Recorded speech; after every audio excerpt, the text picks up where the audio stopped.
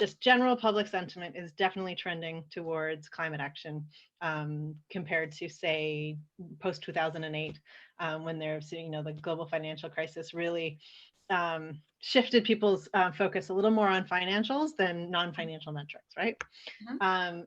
In this case, COVID, just as a quick aside, we did, was it us, or I think it was actually the Institute of Travel Management that recently had their annual conference.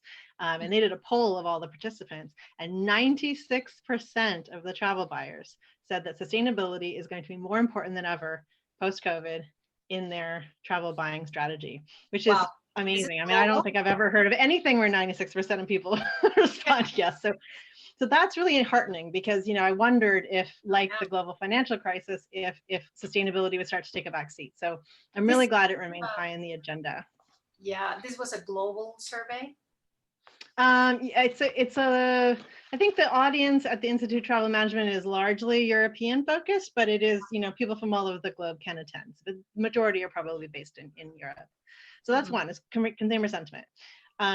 Second That's great. is yeah, that's great, and is regulation, and self-regulation, in this case, the Corsia initiative introduced in the aviation sector. So this is a commitment by airlines to make reductions over time, and so airlines have been setting up for this. It's going into effect now, and they're setting up for efficiencies, New buying technology new, also, right? yeah, new technology, buying new aircraft, operating them in different ways, et cetera, in order to reduce emissions. Now, this is an area I do feel a little bit concerned about because of the financial hit that the airlines have taken Yeah. with the lack of travel. That kind of investment, that kind of upgrade requires investment.